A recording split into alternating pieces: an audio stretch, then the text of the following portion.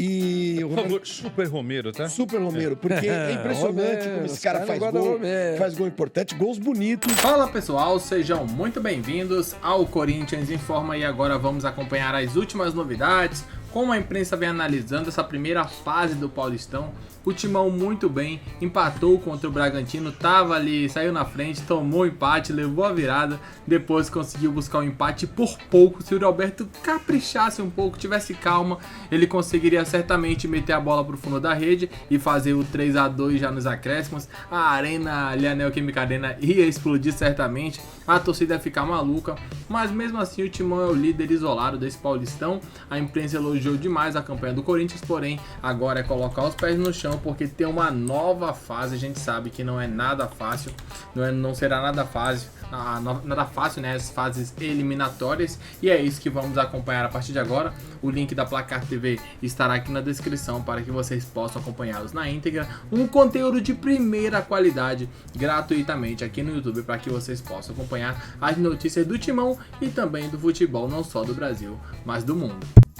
O Guarani em casa, esteve atrás, 2 gols do Romero, Quesada e... Por favor, Super Romero, tá? Super Romero, porque é impressionante como esse cara faz gol importante, gols bonitos ontem, e o Corinthians, pessoal, quando acabou o jogo, ficou meio assim, né, Quesada? Não sei não, Eu tenho uma pergunta que é importante, Quesada. Na próxima fase da Libertadores, caso o Corinthians esteja lá, não na de grupos, nessa terceira fase agora, o Corinthians decide em casa ou fora? Contra o Barcelona ou contra o El Nacional? Eu acho que é sorteio. Não tem essa definição ainda, né? Eu acho que é sorteio. Porque esse é um ponto se decidir perigoso, lá é complicado. Entendeu? Esse é um Aí ponto tem que fazer perigoso. um baita resultado aqui, né? E isso pode influenciar diretamente no Campeonato Paulista. O Facincani, é o seguinte, houve uma queda na produção de futebol do Corinthians nos últimos 3 jogos. Tá? Agora a gente precisa contextualizar. Contra a Portuguesa, o Corinthians entrou com um time chamado alternativo. Reserva. Embora com algumas peças que possam ser titulares, né? Thales, por exemplo, para citar só um. Contra a Universidade Central da Venezuela, a UCB, o time foi com a força máxima. E ontem começou com o alternativo e do meio para frente colocou a tropa de elite quando entraram Alex Santana, Bidon, Garro, Yuri Alberto e o Memphis, tá? Sim. E aí o time deu uma melhorada e conseguiu fazer aí o segundo gol com o Romero. Mas houve uma queda, tá? Com titulares ou não titulares, alternativos ou alternados ou alternadores, enfim. O fato é que houve uma queda nos últimos 3 jogos. O Corinthians não vence há 3 partidas. A última vitória foi contra o Santos do Neymar. Há uma invencibilidade de 7 jogos, né? A última derrota foi lá 9 jogos, na realidade. São 9 jogos invictos. São 9 jogos, perdeu foi o jogo... Faz tanto tempo que foi contra o São Paulo a derrota. Que foi a única derrota. Então, quer dizer assim, em números, vamos falar de números só? Sim. Tá ok, pô. Esse foi o primeiro jogo no Paulista que o Corinthians não ganhou em casa, tá Exato. certo? Eu tinha ganhado todos os jogos em casa. Vamos falar o quê? De números? Você quer ouvir números? Qual foi o público, Quesada? 44 e uns quebradinhos. Quase 45. O número fez a obrigação dele. É impressionante. Fez a obrigação dele. Não, mas é por isso que a gente fala, entendeu? O Flamengo numa situação dessa. Quanto foi o público do Flamengo em Maricá? 10 pessoas. Não. Mas não deve ter sido mais do que 20, sei lá. Veja aí depois. Mas fala, porque sabe, continua. O Corinthians fez mais do que o dobro, né, dos pontos do ano passado. Quer dizer, a campanha praticamente irretocável. O que eu estou discutindo é futebol, né? Do meio para frente, o Corinthians tem um timaço. Eu considero um timaço. O problema é atrás, né? Ontem, aquilo que eu estou dizendo toda hora, e alguns corintianos começam a dar razão, e agora é fácil falar, né, gente? O Guarani não é um super time. Deu uma canseira em alguns momentos ontem no Corinthians, né? Kaká e o Félix erraram quase tudo ontem. Nem 30. O segundo gol é uma falha do Félix e depois outra falha do Kaká. O Bidu tá indo bem no ataque, mas na defesa ele tem enormes dificuldades para ajudar na marcação. E o Léo Maná, que muita gente apostava, né, vai sair o Fagner, vai ganhar aí um espaço no Corinthians, mal no jogo.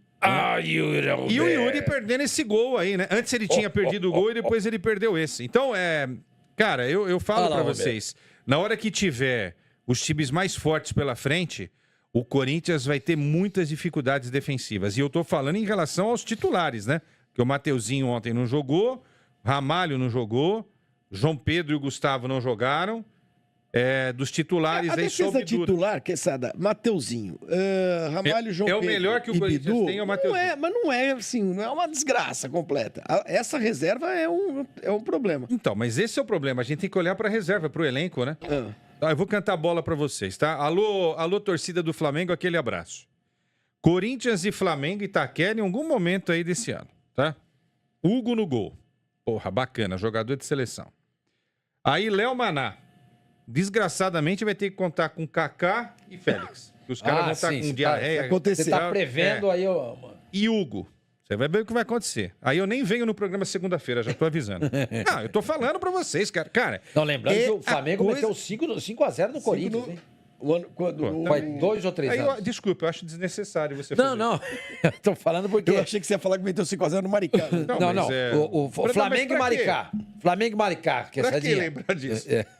Público, 29.544. Não é um público que condiz com o tamanho do Flamengo. Não, exato. Não, é o seguinte, é o jogo que deu título pro Flamengo da Taça Guanabara. E eu leio, estou lendo nas redes sociais, nos portais, etc e tal, que o Flamengo está relembrando aquele Flamengo de 2019. A torcida está encantada com o Flamengo. A mídia flamenguista, etc e tal. Aí você espera o quê? 60 mil pessoas. Claro, tem. 60 mil pessoas no Maracanã. História do... Não, o Flamengo tem uma torcida numerosa. Tem. Mas igual a do Corinthians, não é. Não dá. A torcida do Corinthians é fiel. Se o estádio tiver 60 mil lugares, vai encher todo o jogo. Exatamente. Também. Esse jogo do Corinthians ontem, o Corinthians já estava classificado. Primeiro lugar garantido. Garantido. Não tinha nada. Entendeu? Tinha nada pra fazer nesse jogo. 44 mil pessoas. O Flamengo jogando bem. O time começando. A vitória deu título, etc. Ia ter uma tacinha pra levantar. Não tinha 30 mil pessoas no Maracanã. E também tem um potencializador, que é a questão do hate nos torcedores, né? Da frequência. Quanto mais jogos você vai ao ano, quanto mais jogos menores, etc., mais prioridade de compra você tem para ingressos em jogos grandes. Então, os caras não deixam de ir. Porque se o cara perder 1, 2 jogos, ele já perde a vez dele na fila para um cara que tá querendo. Então, ele estimula, né? Esse programa do Corinthians é o seguinte, amigão, vai ter aí Corinthians e Zé Mané. Mas não fica fora, porque isso aí vai ajudar a contar ponto lá pro jogo Corinthians e Palmeiras depois. Entendeu? Então, assim, pessoal dizendo aqui né? Teve os dois gols que o Túlio perdeu aí, que coisa absurda. E a torcida do Flamengo ontem fez um protesto por causa de ingressos caros. Gente, mesmo assim, aliás, nós não defendemos ingressos caros, não é isso? Mesmo assim, a torcida do Flamengo é tão grande, que mesmo com uma parte da torcida organizada fazendo um boicote, é para encher o estádio. E não pensem que daqui para frente os ingressos no Flamengo vão baratear. Isso é muleta. Para justificar 30 mil pessoas. Vocês estão desinformados. Não pensem que daqui para frente as coisas vão melhorar nesse sentido pro Flamengo. A entrevista do BAP no sábado me deixou assustado. O que ele falou?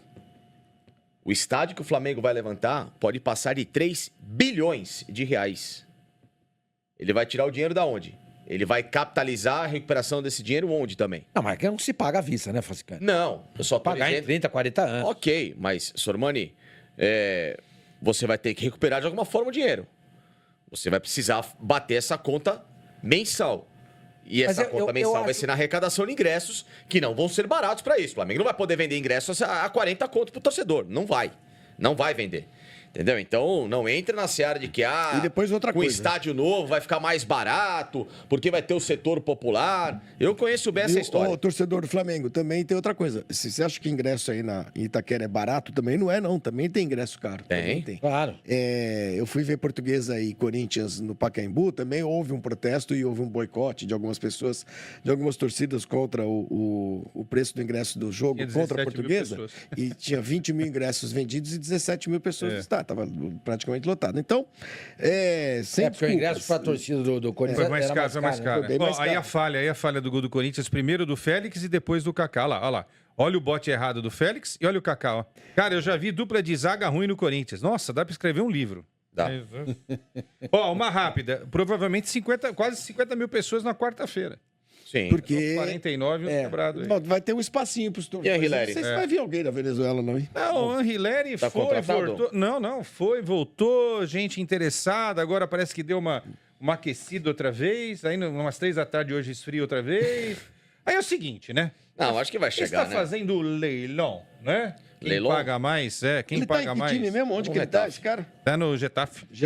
Detalhe, o Pedro Raul, seja muito feliz, está sendo emprestado ao Ceará para formar a pulsante dupla com Pedro Henrique. Pedro Henrique e... Los Pedros. Olha, Pedro Raul.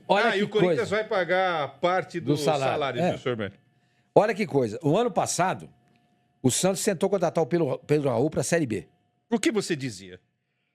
Então, vou te contar a história. O Pedro Raul falou, não jogo a Série B. E não quis ir pro Santos. Hoje ele está nas...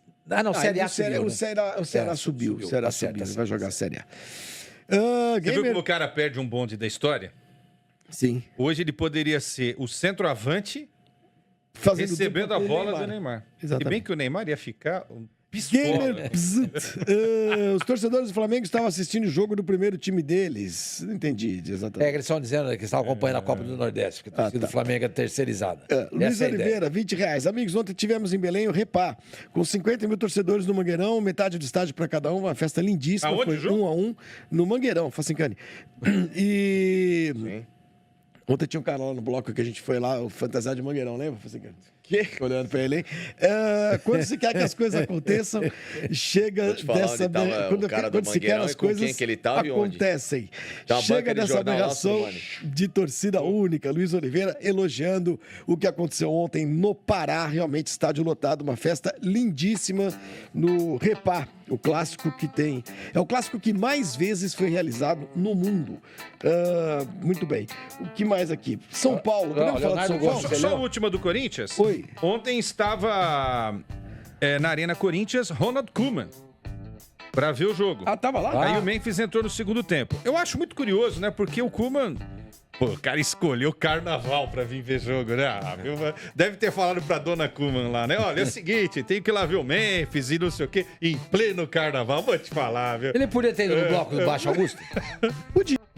Então daí, né, um pouco do que foi comentado, um pouco do que foi analisado.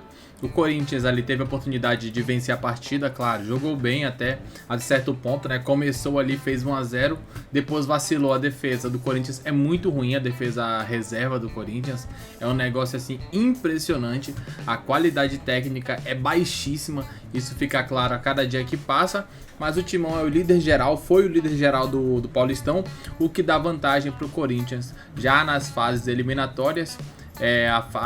Qual vantagem, você me pergunta, né? O Corinthians pode decidirá o jogo na Neoquímica Arena. A gente sabe que jogando em casa é um time muito forte, então assim, é uma vantagem espetacular. Por isso o Timão merece muitos aplausos por essa primeira fase. Agora é esquecer o que passou e focar, claro, sempre nessa grande decisão, né? Serão jogos importantes, começando pelo Mirassol nessa disputa eliminatória. Diz o que você achou, comente abaixo. Daqui a pouco voltaremos com muito mais informações. Até logo mais. Valeu!